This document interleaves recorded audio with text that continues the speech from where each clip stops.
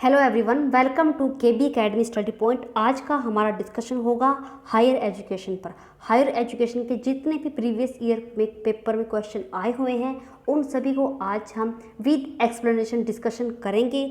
जितने भी हमारे रिफॉर्म्स हुए हैं एजुकेशन में 1781 टू 2020, जो इतने भी हमारे कमेटीज़ बनी हैं, कमीशन बने हैं, उन सभी को आज हम डिस्कस करने वाले हैं। भारत में शिक्षा का विकास कब हुआ? पहले ही क्वेश्चन हमारा ये बनता है कि development of education in India कब हुआ? ये हुआ 1781 में वॉरेन हेस्टिंग्स के टाइम पर। और सबसे पहले कौन से मदरसे की स्थापना हुई थी? कलकत्ता मदरसा की स्थापना हुई थी। और इस मदरसे की स्थापना में अरबी और पर्शियन दोनों ही लैंग्वेज में पढ़ाने के लिए इसे स्थापित किया गया था मदरसा को। और इसका जो मुख्य उद्देश्य था मुस्लिमों को तालीम देना था, शिक्षा देना था।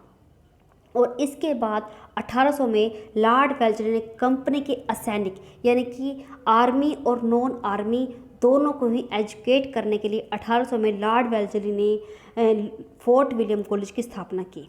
और 1802 में से जो फोर्ट विलियम कॉलेज है इसे बंद भी कर दिया गया था। और इसके बाद 1773 में 93 में चार्टर एक्ट आया, पहला चार्टर एक्ट। अगर पूछा जाए कि पहला चार्टर एक्ट कब आया, जो कि चार्टर एक्ट था ये लैंग्वेज से संबंधित था। जो लैंग्वेज से संबंधित विवाद उठा था देश के अंदर, जब हमारे इंडिया के ऊपर अंग्रेज़ों का अधिकार था, उस समय यह विवाद उठा था कि देश के अंदर जो शिक्षा का माध्यम है वो इंग्लिश हो या देशी लैंग्वेज हो।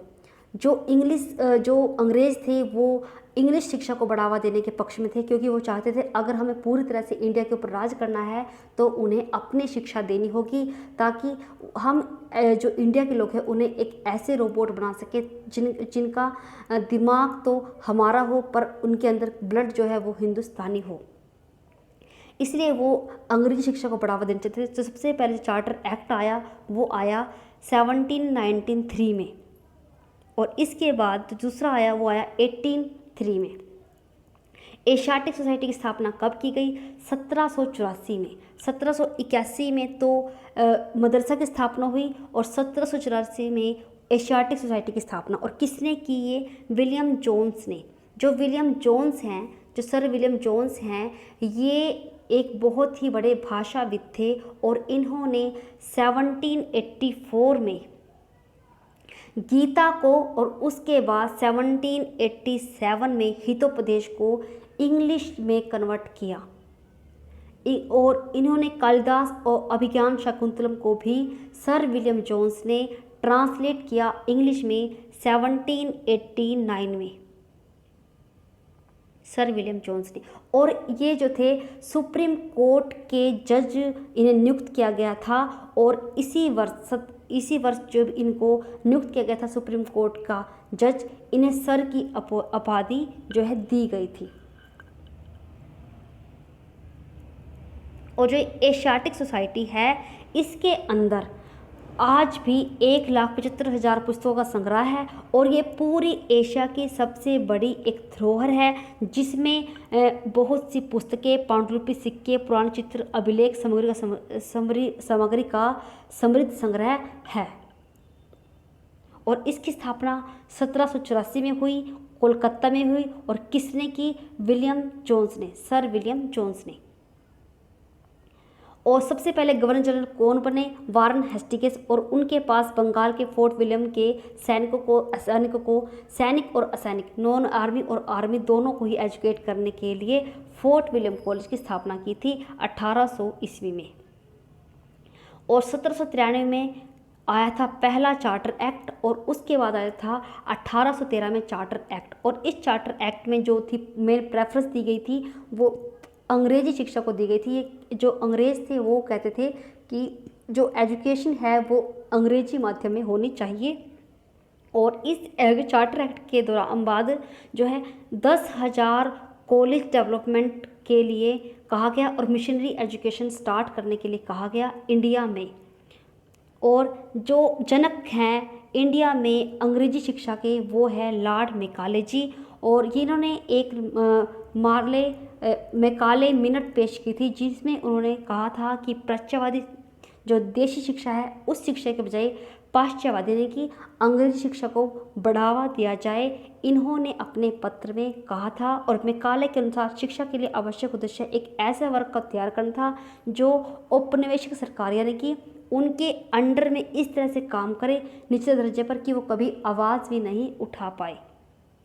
और लॉर्ड मैकाले के खिलाफ तत्कालीन गवर्नर जो कौन थे, लॉर्ड विलियम जी, और उन्होंने 1837 में अंग्रेजी को सरकारी भाषा का दर्जा दिया। एक क्वेश्चन इंपॉर्टेंट ये है कि अंग्रेजी को सरकारी शिक्षा का दर्जा कब दिया गया?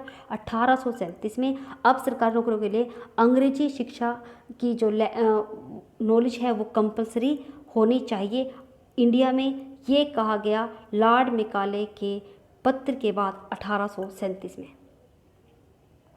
वुड डिस्पैच आया 1854 में। इसे कहा गया है एजुकेशन का मैग्ना कार्टा। इसे ब्रिटिश सरकार ने जो है शिक्षा का मैग्ना कार्टा भी कहा गया है। और यह उच्च शिक्षा के क्षेत्र में पहली नीति थी। यानी कि पहली नीति कौन सी थी हायर एजुकेशन में? ये थी वुड डिस्पैच। और कब बना? 1854 में। और सर चार्ल्स वुड के द्वारा इसे बनाया गया था, उनके नाम पर इसका नाम पड़ा वुड डिस्पैच। और माध्यमिक स्तर पर व्यावसायिक शिक्षा शुरू करने के लिए यानी कि वोकेशनल एजुकेशन स्टार्ट करने के लिए पछली शिक्षा व्यवस्था में सुधार करने पर बल दिया गया, जिसमें नेक्स्ट जनरेशन के बच्चे व्यावसायिक जीवन के लिए तैयार हो पाएँ। यानी कि वोकेशनल एजुकेशन उन्हें दी जाए ताकि वो आगे भविष्य में जाके खुद जो है रोजगार पैदा करने लायक बन सके। और 1857 में भारतीय प्रदेश सीधे ब्रिटिश सरकार के अधीन हो गया और इस समय कलकत्ता, मद्रास और मुंबई विश्वविद्यालयों की स्थापना की गई।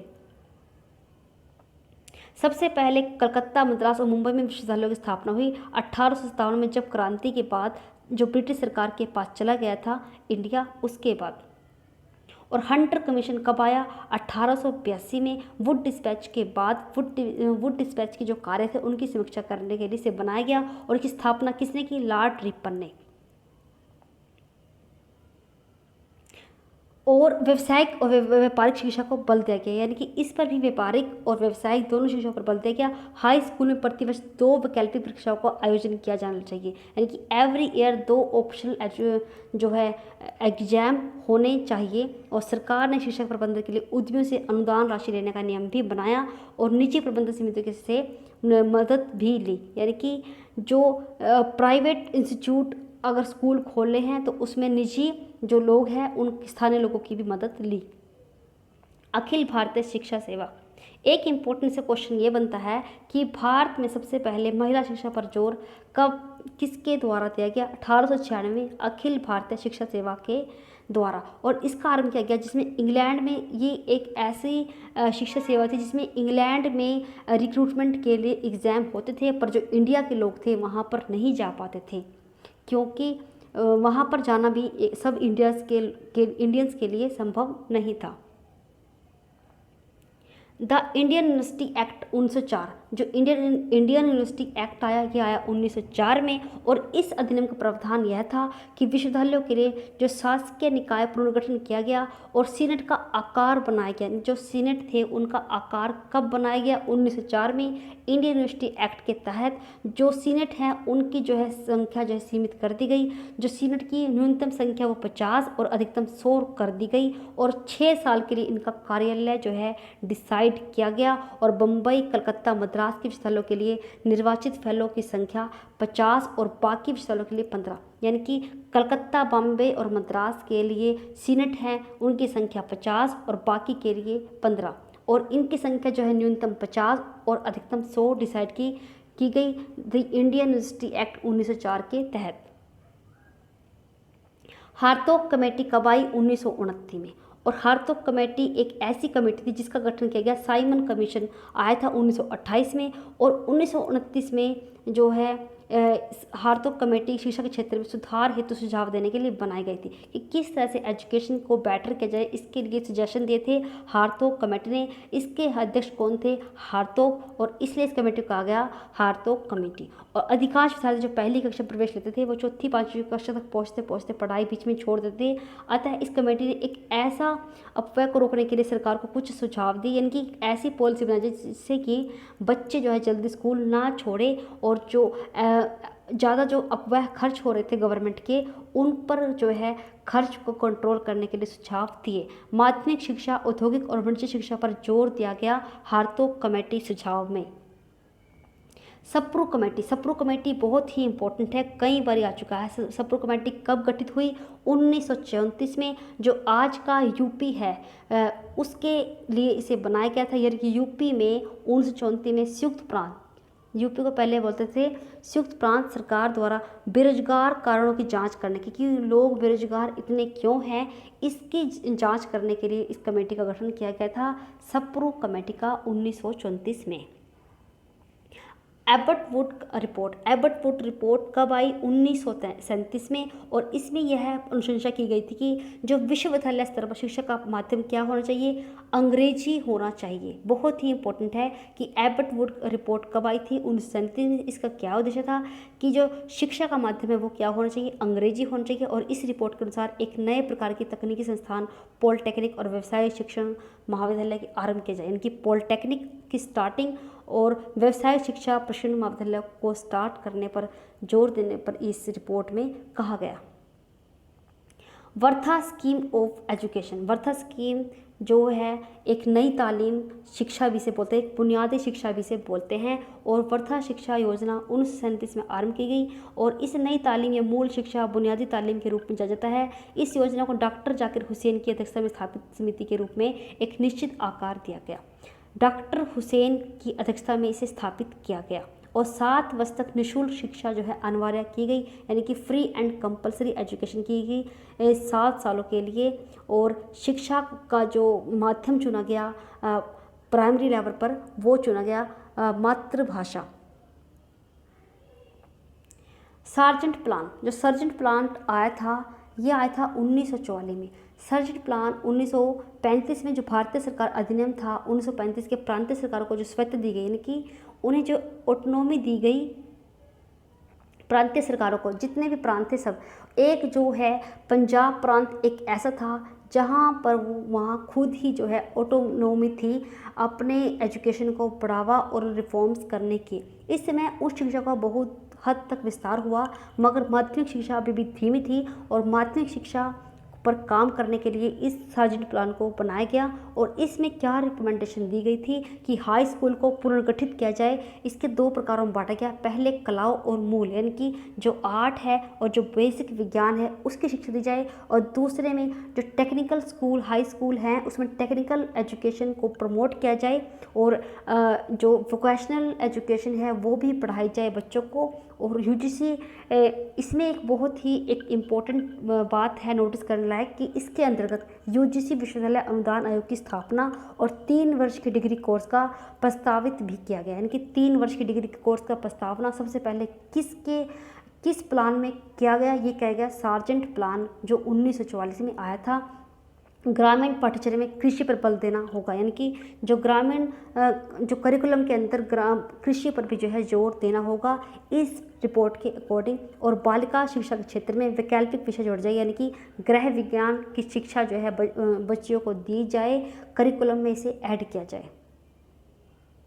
विश्वविद्यालय शिक्षा आयोग, राधा कृष्ण आयोग, इसे राधा कृष्ण आयोग भी कहते हैं और यूनिवर्सिटी एजुकेशन कमीशन भी इसे बोलते हैं। और ये आया था 1948-49 में और इसमें उच्च शिक्षा के संदर्भ में गठित किया गया था, यानी कि हायर एजुकेशन के लिए इसे गठित किया गया था। इसमें शारीरिक प्रशिक्षण एवं सामूहिक क्रियाओं पर बल देने की, जो फिजिकल और सामूहिक जो पीयर एक्टिविटी होती थी उनको कराने पर जोर दिया गया था। और आयोग ने इस बात पर जोर दिया था कि माध्यमिक स्तर पर सामान्य शिक्षा के अलावा भौतिकी वातावरण से पूर्ण परिचय के अतिरिक्त भौतिकी, शारीरिक विज्ञान, मूल सिद्धांत जानकारी दी जाए, यानी कि फिजिकल एजुकेशन के साथ साथ जो भौतिकी और शारीरिक विज्ञान के मूल सिद्धांतों की जानकारी दी जाए एजुकेशन में, और भाषा को स्पष्ट और प्रभावी रूप से प्रयोग किया जाए एजुकेशन को डेवलपमेंट करने में। यानी कि जब बच्चों को पढ़ाया जाए तो भाषा को एक इफेक्टिव वे से यूज किया जाए, ताकि जो है बच्चों को माइंड डेवलपमेंट हो, उनका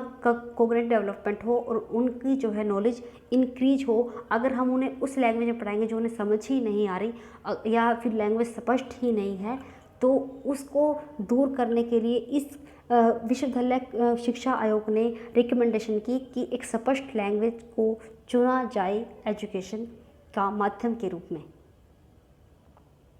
स्नातक पाठ्यक्रम की अवधि कितनी की जाए? 3 वर्ष की जाए, और विश्वविद्यालय पूर्व प्री यूनिवर्सिटी 12 वर्ष का अध्ययन, यानी कि जो 12 साल तक की एजुकेशन होनी चाहिए यूनिवर्सिटी में जाने से पहले, और विश्वविद्यालयों में परीक्षा दिनों के अतिरिक्त कम से कम 180 दिन की पढ़ाई होनी चाहिए, और 11-11 सप्ताह के 3 सत्रों में बटी होनी चाहिए। यानी कि 180 दिन की पढ़ाई होनी चाहिए और 11-11 सप्ताह के 3 सत्रों में बटी होनी चाहिए। विश्वविद्यालयों के अध्यापकों के वेतन में वृद्धि की जाए, और एक विश्वविद्यालय अनुदान आयोग बनाए जो देश में विश्वविद्यालय शिक्षा की देखरेख कर सके। मुदलियर आयोग, जो मुदलियर आयोग था ये आया था 1952-53 में, और इसकी क्या रिकमेंडेशन थी कि माध्यमिक शिक्षा के ढांचे में सुधार किया जाए, और इसे जो दिया था डॉक्टर लक्ष्मण स्वामी मुदलियर जी की अध्यक्षता में इसे रिकमेंडेशन को दिया गया था। 1952 में माध्यमिक शिक्षा आयोग की स्थापना की गई थी। बहुत ही इंपॉर्टेंट है कि मुदलियर शिक्षा आयोग में किस आयोग की स्थापना की गई थी? माध्यमिक शिक्षा आयोग की। पाठ्यचर्या में विविधता लाने, एक मध्यवर्ती स्तर जोड़ने और त्रिस्तरीय यानी कि फर्स्ट लेवल, सेकंड लेवल और हायर लेवल 3 लेवलों पर जोड़ने के लिए करिकुलम में सिफारिश दी थी। यानी कि पहले 5, 3 और फिर 2 और फिर 2 शिक्षा पर जो है जोर दिया गया था। यानी कि पहले प्राइमरी लेवल, फिर सेकेंडरी, फिर मिडल और फिर हायर। संख्यात्मक अंक देने के बजाय सांकेतिक अंक देने चाहिए, यानी कि संख्यात्मक अंक देने चाहिए, सांकेतिक जो है अंक जो है दिए जाए बच्चों को, क्योंकि अगर उन्हें संख्यात्मक अंक दिए जाएंगे तो वो डीमोटिवेट होंगे। अगर उन्हें सांकेतिक अंक देंगे तो फिर भी इतना प्रभाव नहीं पड़ेगा। उच्च और उच्चतर माध्यमिक शिक्षा के स्तर की पाठ्यक्रम में कोर सब्जेक्ट रहे जो अनिवार्य है, जैसे गणित, सामान्य, कला, संगीत इत्यादि, यानी कि कोर सब्जेक्ट जो अनिवार्य किए जाए, जैसे गणित और जैसे हमारी सामान्य ज्ञान है, कला है, संगीत है एक्सेट्रा। इमोशनल इंटीग्रेशन कमेटी, भावात्मक एकता समिति, जो भावात्मक एकता समिति है जो हमारी केंद्रीय सलाहकार समिति थी, इसमें इसके अकॉर्डिंग जब 3 भाषा सूत्र फॉर्मूला घोषित किया गया, उसमें भी यह रिकमेंडेशन दी गई भावात्मक एकता समिति को कि वो क्या इसके ऊपर सलाह देगी त्रिभाषा लैंग्वेज पर। इस नीति को डॉक्टर संपूर्णानंद की अध्यक्षता में स्थापित किया गया। बहुत ही इंपॉर्टेंट है कि जो भावात्मक एकता समिति है किसकी अध्यक्षता में स्थापित किया गया?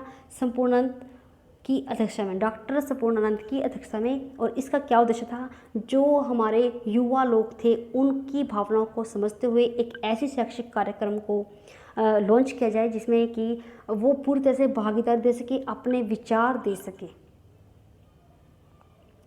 कोठारी आयोग, कोठारी आयोग बहुत ही इंपॉर्टेंट है कि कोठारी आयोग कब बना? 1964-66 में इसे बनाया गया, और इसकी अध्यक्षता किसने की थी? प्रोफेसर दौलत सिंह कोठारी ने की थी। और इस आयोग के मूल तीसरी पंचवर्षीय योजना रही थी जब इसे बनाया गया था, जिसमें बहुत स्पष्ट शब्दों में देश की शिक्षा पद्धति के पुनर्विचार की बात पर बल दिया गया था। यह आयोग पहला एक ऐसा आयोग था जिसमें विस्तार से शिक्षा पद्धति के बारे में विचार विमर्श किया गया था, और 1968 में राष्ट्रीय शिक्षा नीति अस्तित्व में आई थी, और लगभग सभी एजुकेशन रिलेटेड एस्पेक्ट की तरफ ध्यान खींचा गया। नारी शिक्षा, यानी कि जैसे पहले सिर्फ मिडिल के बारे में और हायर के बारे में, इसमें जो है एक ऐसा आयोग आया जिसमें सभी की तरफ जो है ध्यान खींचा गया। नारी शिक्षा पर भी और वित्तीय समस्याओं पर भी विचार किया गया, और वोकेशनल पर भी, सभी तरह की शिक्षा पर जिस पर ध्यान दिया गया। कोठारी आयोग थ्री लैंग्वेज फार्मूला क्या था? 1968 में जब इंडिया आज़ाद हुआ उस समय ही सबसे पहले जो हिंदी है इसे राजकीय भाषा घोषित किया गया। पहले इसे राष्ट्रीय भाषा घोषित किया गया था पंडित जवाहरलाल नेहरू जी के द्वारा। पर जब गवर्नमेंट ने देखा कि जो दक्षिणी भारतीय इलाके हैं वहाँ पर विवाद खड़ा हो गया, जैसे तमिलनाडु है, तमिलनाडु ने तो इसे थ्री लैंग्वेज फार्मूला को अपनाने से इनकार कर दिया था और अपनाया भी नहीं था। जो थ्री लैंग्वेज फार्मूला था वो 1968 में आया था और इसके अकॉर्डिंग तीन लैंग्वेज की नॉलेज होनी ज़रूरी है एजुकेशन में। पहली तो है मदर टंग और दूसरी है हिंदी और तीसरी है इंग्लिश। यानी कि किसी भी कहीं भी इंडिया में अगर एजुकेशन हो, पहली जो प्राइमरी एजुकेशन दी जाएगी बच्चे को वो उसकी मदर टंग में, और हिंदी कंपलसरी की गई और इंग्लिश भी जो है फॉरेन लैंग्वेज चुनी गई। पर बाद में जब इतना विवाद हुआ तब उसके बाद हिंदी को कंपलसरी नहीं किया गया, एक अलग जो है लैंग्वेज अपनी इच्छा से कोई भी चुन सकता, पर एक जो है कंपलसरी की गई mother tongue language primary level पर, और एक जो है इंग्लिश, और एक कोई भी लैंग्वेज जो है चुन सकते थे। 10+2+3 शिक्षा पद्धति को अपनाया। 1972 में इस शिक्षा पद्धति को देश भर में औपचारिक रूप से अपनाने की घोषणा की गई। यानी कि 10+2+3 की शिक्षा पद्धति को कब अपनाया गया? 1972 में। बहुत ही इंपॉर्टेंट है, 1972 में। और उसके तुरंत बाद ही सामाजिक कल्याण मंत्रालय डॉक्टर DP धर शुक्ला की अध्यक्षता में इस पद्धति को लागू करने के बारे में सुझाव दिए गए और 1917 में सैडलर कमीशन जो बना था कलकत्ता विश्वविद्यालय आयोग को 10+2 शिक्षा पद्धति को अग्रगामी माना जाता है। यानी कि जो 10+2+3 की जो सबसे पहले कॉन्सेप्ट लेकर आए थे वो कौन लेकर आए थे? सैडलर कमीशन 1917 में आया था जो, और 1972 में इस पद्धति को अपनाया गया 10+2+3।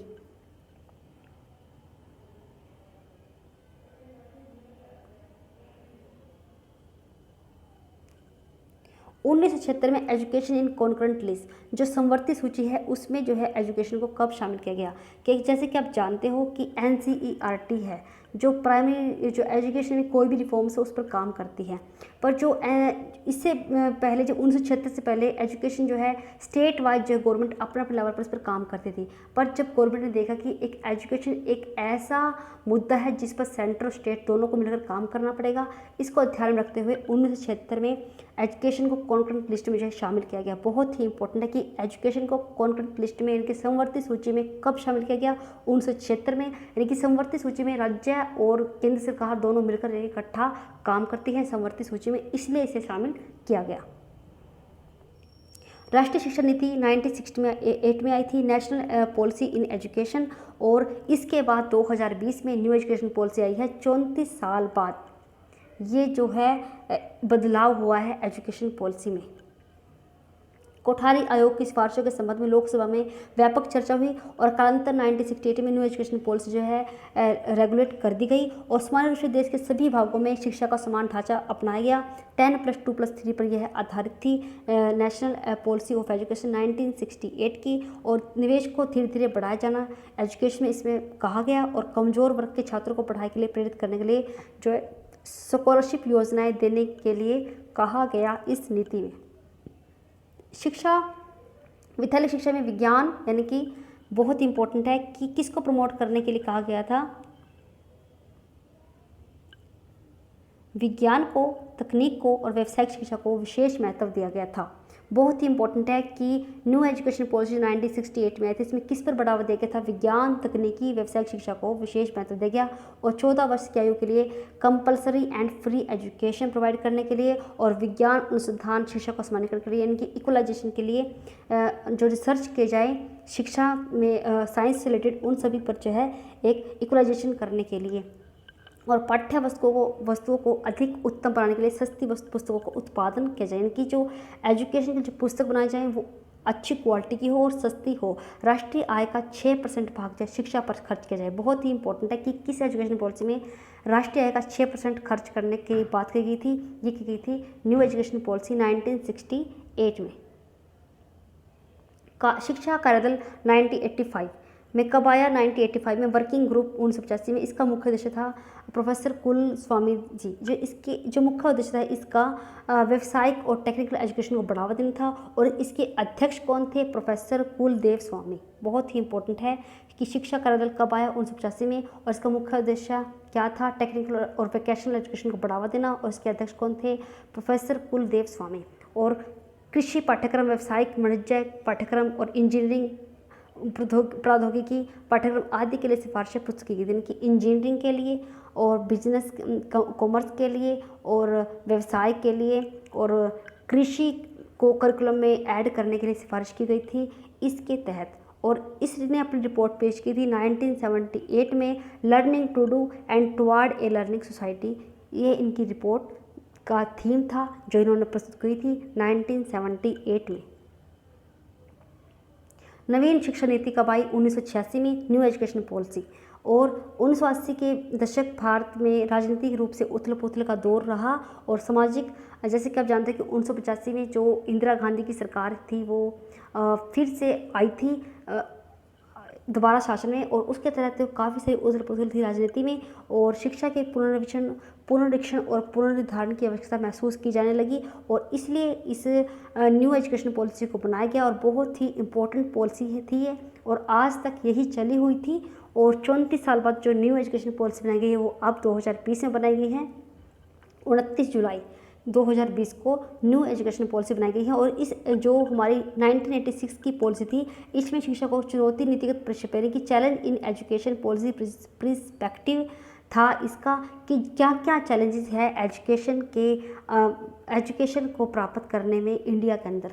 इसमें नाम से एक वस्तुस्थिति प्रपत्र भारत सरकार द्वारा बनाया गया। 1986 में यह नवीन शिक्षा नीति के रूप में परिणित हुआ, जिसकी प्रमुख विशेषताएं थी 21वीं सदी के आवश्यकताओं के अनुरूप बच्चों में आवश्यक कौशल योग्यता को विकास करना, यानी कि टाइम के अकॉर्डिंग बच्चों के अंदर आवश्यक कौशल योग्यताएं हैं उनको डेवलपमेंट करने के लिए एक डिफरेंट एक्टिविटी जो है इन्वॉल्व की जाए करिकुलम में। एक गतिहीन समाज के एक संपन्न समाज बनाना जो कि प्रतिबद्ध हो, विकास हो, परिवर्तनशील हो, यानी कि डायनामिक जो इस सोसाइटी है उसमें इस तरह के चेंजेस लाना, डेवलपमेंट के लिए काम करना, ताकि जो है परिवर्तन जो है ऑटोमेटिकली हो। और राष्ट्रीय शिक्षा नीति के अनुसार सारे देश में शिक्षा का समान ढांचा हो, यानी कि सभी देशों में जो है एक समान जो है स्ट्रक्चर हो एजुकेशन का पूरी इंडिया में।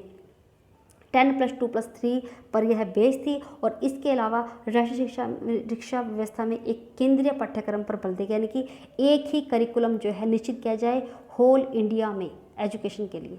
प्रारंभिक शिक्षा को सर्वव्यापी बनाना, यानी कि जो कंपलसरी एजुकेशन घोषित करना प्राइमरी लेवल पर। और शिक्षा का सामाजिक प्रसंग होगा, पाठ्यचर्या ऐसी बनाई जाए जिसमें विद्यार्थियों के मन में संविधान से दिए उत्तम सिद्धांत जो है लिखे हों, यानी कि स्टार्टिंग से ही उन्हें अपने देश के प्रति अपने देश के प्रति भावना जागृत हो, इस तरह की शिक्षा उन्हें दी जाए। संविधान की पूरी जो है जानकारी बच्चों को दी जाए एजुकेशन के थ्रू। वे राष्ट्रीय विरासत में गौरव में अनुभव करें कि जो उन्हें विरासत मिली है उन पर वो गर्व जो है महसूस कर सके, और धर्मनिरपेक्षता और सामाजिक न्याय के सिद्धांतों के प्रति वचनबद्ध बन सके, देश में एकता अखंडता के प्रति अनुरक्त हो, वे अंतर्राष्ट्रीय प्रतिबद्धता का नियम से कट्टर पालन कर पाए। यानी कि ऐसी शिक्षा बच्चों को देना जिसमें कि उन्हें अपने देश के बारे में, अपने विरासतों के बारे में, अपने सामाजिक, वैज्ञानिक, धर्मनिरपेक्ष हर तरह के ज्ञान उन्हें प्राप्त हो, जिससे वो भावी जो है जनरेशन में एक अच्छे नागरिक बन पाए। और आचार्य राममूर्ति समिति कब आई? 1989 में। और देश में संयुक्त मोर्चा सरकार ने सत्ता में आते ही राष्ट्रीय शिक्षा नीति 1986 में संशोधन की कवायद शुरू कर दी थी। और इसके अध्यक्ष कौन थे? राममूर्ति जी। राममूर्ति जी किसके अध्यक्ष थे? जो आचार्य राममूर्ति समिति आई थी 1990 में, इसके अध्यक्ष थे। और शिक्षा की सामाजिक, आर्थिक, क्षेत्रीय और लिंग भेद के कारणों से पैदा विषमताओं को व्यापक संदर्भ में देखा गया, क्योंकि जो एजुकेशन थी इसमें जो ब्याज थे, जो गर्ल चाइल्ड थी जो एडमिशन के लिए जाते थे तब, और जो दूसरी जात के, नीच जात के बच्चों को एडमिशन देने के लिए वंचित किया जाता था, काफ़ी सारे मतभेद थे, उनको दूर करने के लिए इस समिति में सिफारिश की गई। और शिक्षा में मॉड्यूल और सेमेस्टर पद्धति भी अपनाई जानी चाहिए, यानी कि जो सेमेस्टर पद्धति है इसकी रिकमेंडेशन कब आई थी? आचार्य राममूर्ति समिति में आई थी। और स्किल डेवलपमेंट पर भी जोर दिया गया इस समिति की रिकमेंडेशन पर। यशपाल समिति, जो प्रोफेसर यशपाल हैं, नेशनल करिकुलम फ्रेमवर्क जो है हमारा NCF 2005, उनके जन्मदाता कौन है? यशपाल जी हैं। और ये एक बड़े ही शिक्षाविद हैं, एक साइकोलॉजिस्ट हैं, एक बड़े शिक्षाविद हैं, जिन्होंने NCF 2005 दिया था। और इन्होंने कहा था कि एजुकेशन ऐसी होनी चाहिए कि बच्चे जो हैं आसानी से समझ पाए। जो प्राइमरी एजुकेशन है वो उनकी खुद की मातृ लैंग्वेज में होनी चाहिए। और 1992 में शिक्षा प्रणाली में सुधार, प्राथमिक शिक्षा को अधिक सुरुचिपूर्ण गुरुत्वपूर्ण बनाने के लिए यशपाल कमेटी गठित की गई। और एक लंबी वार्ता के बाद, डीपली एनालिसिस करने के बाद इस कमेटी ने अपनी रिपोर्ट पेश की थी। और इन्होंने कहा था कि एजुकेशन ऐसी होनी चाहिए जिसमें बच्चों का कोग्निटिव, साइकोलॉजिकल, ओवरऑल डेवलपमेंट हो पाए। शिक्षा को जो है तकनीक के साथ जोड़ा जाए, ये रिकमेंडेशन थी इस कमेटी की। और नेशनल पॉलिसी एजुकेशन 92 में क्या मॉडिफिकेशन किए गए? 1991 में कांग्रेस के पुनः सत्ता में आने पर पिछली सरकार द्वारा शिक्षा नीति में जो भी परिवर्तन हुए थे उसको फिर से पुनरीक्षण किया गया।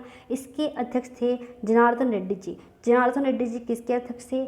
जो मॉडिफिकेशन नेशनल पॉलिसी एजुकेशन में हुआ था 1992 में, इसके अध्यक्ष थे। प्रत्येक विद्यालय में कम से कम 3 शिक्षकों का प्रावधान होना चाहिए, ये इस कमेटी का प्रावधान था। और ऑपरेशन ब्लैक बोर्ड, स्कूल में कम्प्लेक्स, ऐसी योजनाओं की जानकारी रखा जाए। यानी कि ऑपरेशन जो ब्लैक बोर्ड, यानी कि हर स्कूल में ब्लैक बोर्ड जो है कंपलसरी की जाए।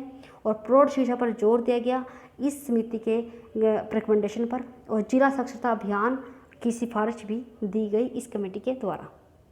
जो गणनाम समिति है, गणनाम समिति के एकेडमिक अचीवमेंट के लिए फ्लेक्सिबिलिटी एंड ऑटोनॉमी, जो इंडिया के अंदर एकेडमिक अचीवमेंट है उसमें फ्लेक्सिबिलिटी और ऑटोनॉमी की सिफारिश की थी। जो डीम्ड टू बी यूनिवर्सिटी है उनकी बढ़ती संख्या को कंट्रोल करने के लिए अनुशंसा दी थी गणनाम समिति ने। जो डीम्ड यूनिवर्सिटी हैं उनकी जो बढ़ती हुई संख्या है उस पर कंट्रोल करने की अनुशंसा किसने दी थी? गणनाम समिति। बहुत ही इंपॉर्टेंट पॉइंट है कि गणनाम समिति की रिकमेंडेशन क्या थी कि जो डीम्ड यूनिवर्सिटी है उनकी बढ़ती संख्या को कंट्रोल करने की थी। और जो फ्लेक्सिबिलिटी और जो ऑटोनॉमी जो प्रोवाइड की जा रही है यूनिवर्सिटी को कि वो अपने लेवल पर जो है अपने काम चला सकती है, उसमें जो है उन पर कंट्रोल करने के लिए रिकमेंडेशन दी थी इस कमेटी ने। और इसके अलावा समिति ने उच्च शिक्षा के लिए राष्ट्रीय आयोग की स्थापना, शिक्षा गुणवत्ता और नियमित करने के लिए विश्वविद्यालयों की प्रणाली में अनुसंधान को प्रोत्साहन करने को भी सुझाव दिया था। लिंगदेह समिति। लिंगदेह समिति क्या थी? इस मानव संसाधन विकास मंत्रालय ने उच्चतम न्यायालय के दिशा निर्देश के अनुसार छात्र संघ चुनाव में सुधार के लिए, यानी जो छात्र संघ चुनाव था उसमें सुधार करने के लिए इसे बनाया गया था। जो छात्र राजनीति में धन और बाहुमूल्य से छुटकारा दिलाने के लिए 2006 में इस समिति को बनाया गया था। यानी कि इस समिति को क्यों बनाया गया था? जो छात्र संघ थे उसमें सुधार करने के लिए, जो धन वगैरह के जो ब्यास होते थे, जो झगड़े होते थे, जो विवाद थे, उनसे छुटकारा पाने के लिए इस कमेटी का गठन किया गया था। डॉक्टर अनिल काकोडकर समिति कब बनी? ये 2012 में बनी। और समिति ने देश में तकनीकी शिक्षा में सुधार करने के लिए नीति को सुचारू रूप से सिफारिश की गई। इस समिति ने प्रत्येक संस्था में अनुसंधान के लिए 2% का बजट भी निर्धारित करने का सुझाव दिया, यानी कि 2% का बजट भी निर्धारित करने का सुझाव दिया इस समिति ने। और टेक्निकल एजुकेशन में इम्प्रूवमेंट के लिए जो है रिकमेंडेशन दी इस डॉक्टर अनिल काकोडकर समिति ने। और केपी पावर कमेटी कब बनी? 2012 में। और इस कमेटी की क्या क्या रिकमेंडेशन थी कि बेसिक इंफ्रास्ट्रक्चर मॉडल दिया जाए, आउटसोर्सिंग मॉडल और इक्विटी हाइब्रिड मॉडल और reverse outsourcing model. Basic infrastructure model, जो बेसिक इंफ्रास्ट्रक्चर मॉडल है इसमें जो है निजी क्षेत्र मूलभूत ढांचे में निवेश करते हैं, यानी कि जो निजी लोग हैं वो मूलभूत ढांचे में जो एजुकेशन के वो निवेश करते हैं, इन्वेस्टमेंट करते हैं। जो गवर्नमेंट है वो संचालन करती है और प्रबंधन करती है, कार्य देखती है एजुकेशन का। और इसमें जो इन्वेस्टमेंट करते हैं वो प्राइवेट सेक्टर करते हैं। और जो आउटसोर्सिंग मॉडल है इसमें जो है गवर्नमेंट जो है संचालन करती है, प्रबंधन करती है। और जो एक आउटसोर्सिंग के तौर पर जो निजी निवेश करता है उनका कंट्रोल और नियमन करती है सरकार।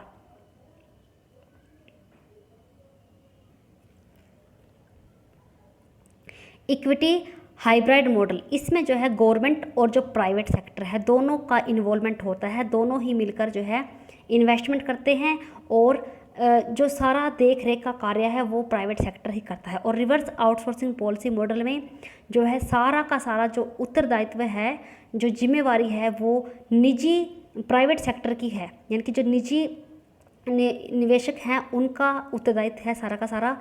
और सरकार जो है मूलभूत ढांचे में निवेश करती है, जो इसमें सिर्फ निवेश करती है सरकार, और सारा का सारा जो मैनेजमेंट का कार्य है, जो चलाने का कार्य है, वो सारा प्राइवेट सेक्टर देखता है। और इक्विटी में दोनों ही प्राइवेट सेक्टर और गवर्नमेंट दोनों ही इन्वॉल्वमेंट होता है।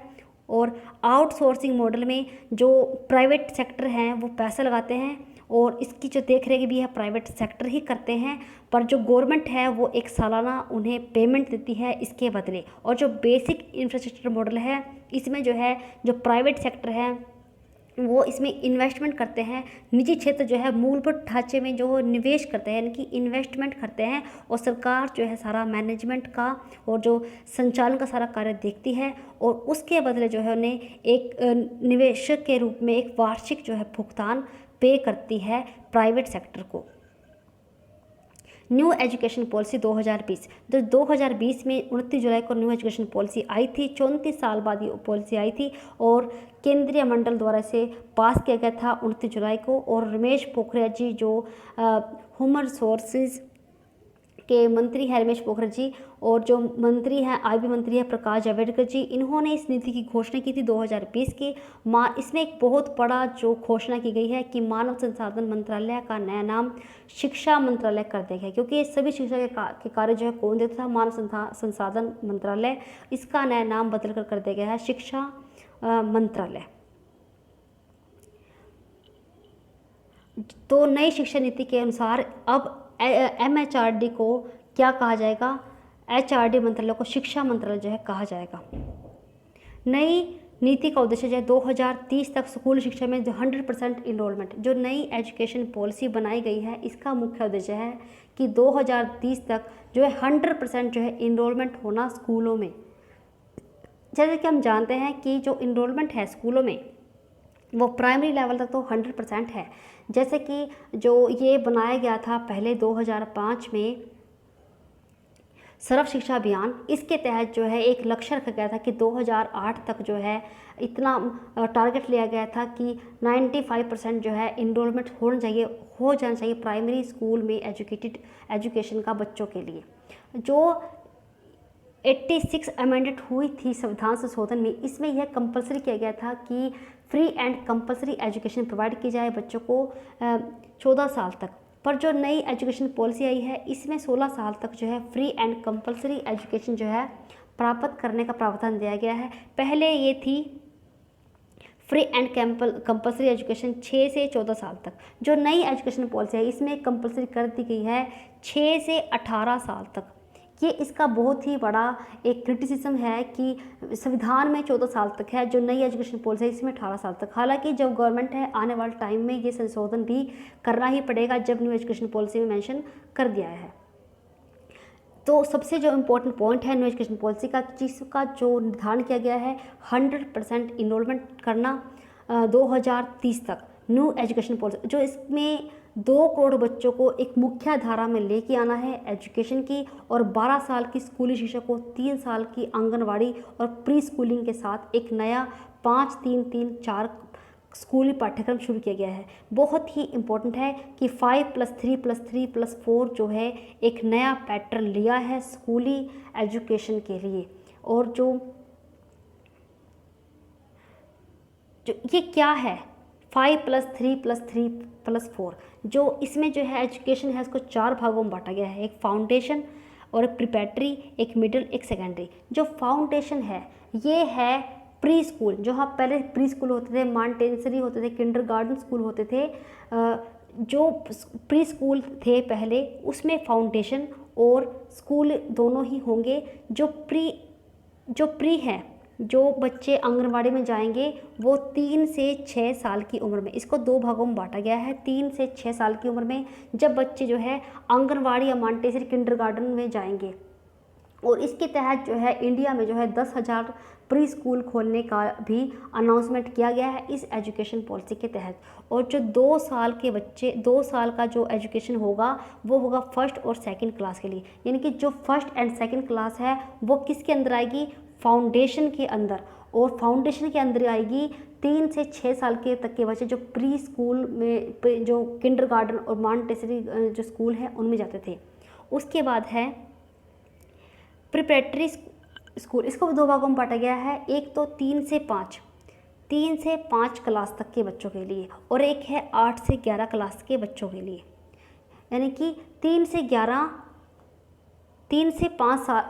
से 5वीं क्लास तक। और जो इनकी एज होगी वो होगी 8 से 11, यानी कि 8 से 11 उम्र के जो बच्चे हैं वो तीसरी से 5वीं कक्षा तक होंगे, यानी कि तीसरी से 5वीं क्लास तक के बच्चे की एज जो है 18 से 11 के बीच में होगी। और ये होगी प्रिपरेटरी लेवल पर एजुकेशन। और एक है मिडिल लेवल पर क्या होगी, मिडिल लेवल पर भी 2 प्रकार की होगी। जो एज है वो होगी 11 से 14 साल और जो स्कूली क्लास होगी वो 6 से 8, यानी कि 6 से 8 क्लास तक का बच्चा मिडिल पर जाएगा, यानी कि जो मिडिल लेवल का जो हमारी एजुकेशन थी वो 6ठी और 8वीं क्लास, और इनकी जो एज है वो 11 से 14 साल। और जो फाउंडेशन है इसमें जो प्री स्कूल के बच्चे और फर्स्ट और सेकंड क्लास के बच्चे और प्री स्कूल के बच्चे, और जो प्रिपरेटरी है इसमें जो है तीसरी और 5वीं क्लास, यानी कि इसके अंदर आती हैं 2 क्लासें, एक तीसरी और एक आती है 5वीं क्लास, और इनकी एज होगी 8 से 11 साल। और जो सेकेंडरी एजुकेशन है इसमें होगी 9 से लेकर 12 तक, 9 से 12 ये नया इम्प्रूवमेंट आया है। 9 से 12 का क्या है, जैसे पहले हम 9वीं क्लास के बाद 10वीं का बोर्ड होता था, बोर्ड तो अभी भी है, पर जो 9वीं के क्लास के बाद बच्चा जो है अपना सब्जेक्ट चुन सकता है। जैसे पहले जो मैथ था वो कंपलसरी था, यानी कि स्टैटिस्टिक भी था, एडवांस और क्वांटिटी दोनों ही मैथ बच्चे के लिए कंपल्सन था। पर अगर बच्चा सोचे कि आगे जाकर जब उसे कुछ फोटोग्राफी या कोई आर्ट की कोई शिक्षा ग्रहण करनी है तो उसके लिए कोई वैल्यू ही नहीं है मैथ की, तो वो जो है एक सिंपल क्वांटिटिव मैथ का चूज़ कर सकता है अपने प्रेफरेंस के अकॉर्डिंग। ऐसे जो है अदर सब्जेक्ट भी है जैसे साइंस है, आर्ट है, जिनमें जो है बच्चा जो है अपनी प्रेफरेंस और अपने चॉइस के मुताबिक जो है एजुकेशन में सब्जेक्ट चुन सकता है। ये एक ऐसी पॉलिसी है जिसमें जो बच्चे को सब्जेक्ट चुनने की चॉइस जो है 9वीं क्लास में ही मिल जाएगी। और इसमें जो बदलाव आया है, जो फाउंडेशन है इसमें प्री और मॉन्टेसरी जो हमारे प्री स्कूल थे जिसमें बच्चे 3 से 6 साल का बच्चा जाता था वो आंगनवाड़ी में जाएगा। तो इसके लिए नए प्रावधान किए जा रहे हैं। आंगनवाड़ी जो वर्कर हैं उनकी जो एजुकेशन है उनको निर्धारित किया जाएगा, आगे उन्हें ट्रेनिंग दी जाएगी और आगे जो है हाई क्वालिफाइड जो है अपॉइंट किए जाएंगे आंगनवाड़ी वर्कर्स।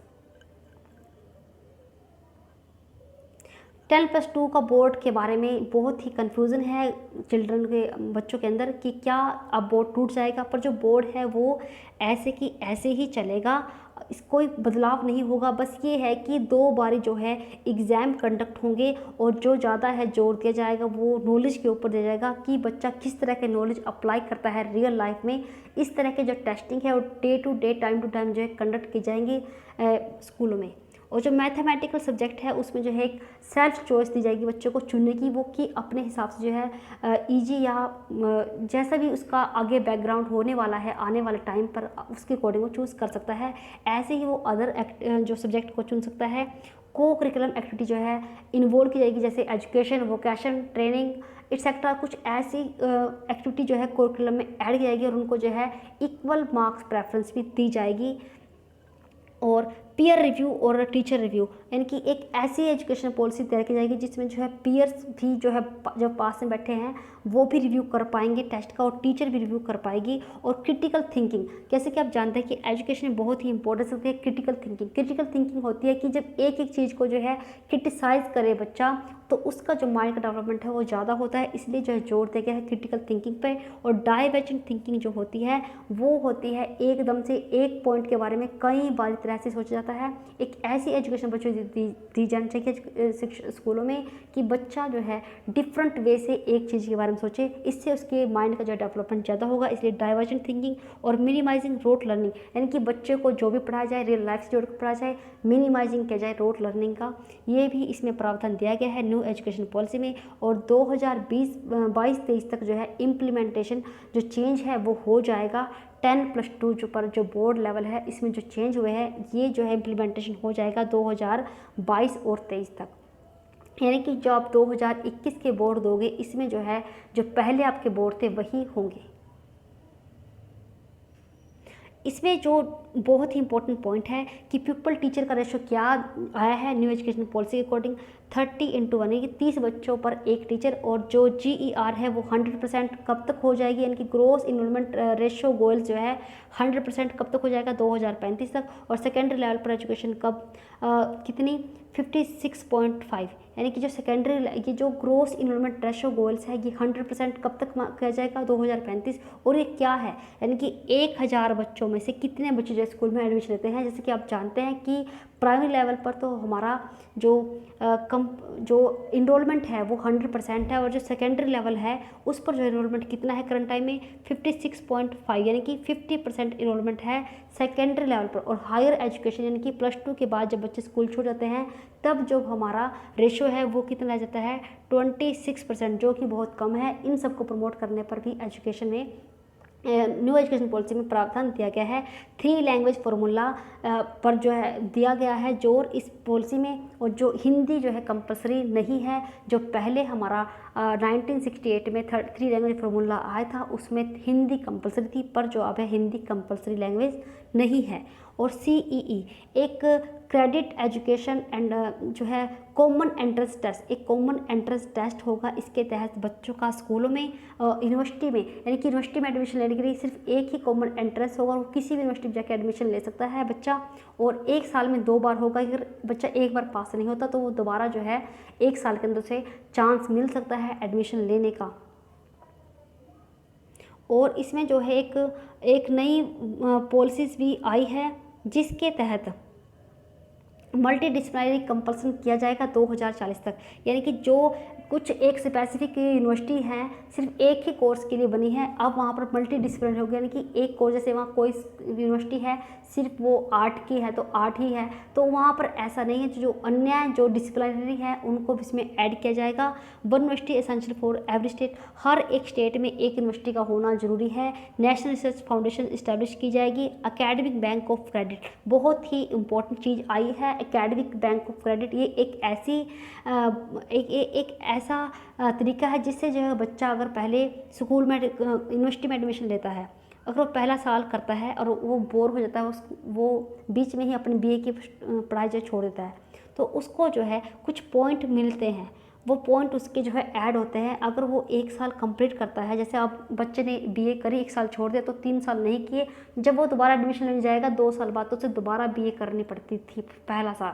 अब ऐसा नहीं होगा, उसे जो पॉइंट मिलेंगे एकेडमिक बैंक ऑफ क्रेडिट के तहत जो उसे पॉइंट मिलेंगे, उस पॉइंट से उसे पहले साल का सर्टिफिकेट मिलेगा अगर उसने पहला साल कर चुका है। अगर वो 2 साल कर चुका है तो उसे अब डिप्लोमा मिलेगा उसी फील्ड का जिसमें उसने वो डिग्री की कर रहा है, पढ़ाई कर रहा है। अगर वो 3 साल की कर पाता है तो उसे 3 साल की बैचलर डिग्री मिलेगी। अगर वो 4 साल का कर रहा है तो उसे 3 साल की डिग्री और रिसर्च का सर्टिफिकेट मिलेगा अगर वो उसमें रिसर्च भी करता है। यानी कि जो BA जो ग्रेजुएशन है वो 4 साल की हो जाएगी। अगर जो बच्चा ग्रेजुएशन 4 साल की करेगा उसके लिए जो मास्टर डिग्री है वो 1 साल की होगी, और इसके सीधे बाद वो जो है PhD कर पाएगा। यानी कि अब MPhil जो है कंपलसरी नहीं है। MPhil जो है एक किस्म की कुछ पार्ट होता था PhD का, जिसे अब जो ख़त्म कर दिया गया है न्यू एजुकेशन पॉलिसी के तहत। Thank you guys. अगर आपको हमारी वीडियो पसंद आए तो शेयर करें, लाइक करें और सब्सक्राइब करें।